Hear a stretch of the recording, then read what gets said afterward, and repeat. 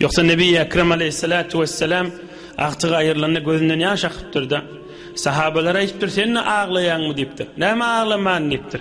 Rahmet da deyiptir. Yürek dinin etmeye deyiptir. Yürek şun görüsü geliye çağıgan deyiptir. Ya Nebi Ekrem Aleyhissalatu vesselam ay diyer dinlen.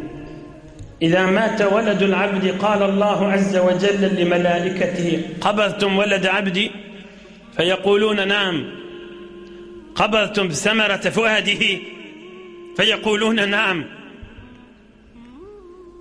Peygamberimiz Aleyhissalatu vesselam aydiyer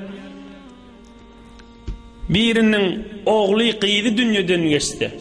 Evladı da ferzendi. Allah Zülcelal feriştelere aytacak, men bennemin çağısının canını aldınız mı Havva? Men bennemin yüreğinin meyvasını yıktınız mı Havva? Onu men bennem ne mi dedi? Özüne harakat, yönü Hudaya şükür, ayhimmemiz Hudaya'ya uğrulup parmallah deyip şuna ait yerler deyiptir. Özüne harakat diyenim, yürek ihtiyardan git ya da. Allah'a şükür, Hudaya naşkurluk keplen aklar, ayhimmemiz Hudaya'ya uğrulup parmallah deyip ay diyerler. Allah Zülcelal'a içecek, şol enediyede, şol adama, cennette yürüyte vur, öytükten koyun, ona Beytül Hamd, Hudaya şükür diyellenki diyden koyun, kıyamatta şuna hal hataylanıp girmeli adamla arasında.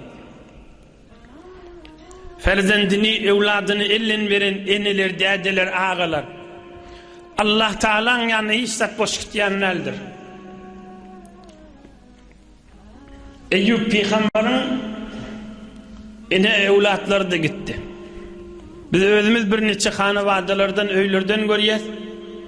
Ozul öğler yetimlikten ululun ha. Yine de şolun kaptırlarının, ya yeğillerinin, ya dayılarının, ya ballılarının yine yetim saklamalı olup, yine Hudaya şükür deyip, yine mert bol kesberler da. Hudayın nurunun sinen öyde şol öyle. Kaytay deyin, öğler yetimlikten ulup bariyalar ha. Öğler yetimlikten ulup bariyalar. Şu yetimlikten ulup barşılarını da yine yetim saklamalı oluyor. Bir dövrükten, bir iyilvinden ne var? Öz bileyen zadınız bir havar hatirde yok da adamlardan da. Şol Allah'ın çağırıp mert bolup bariyalar.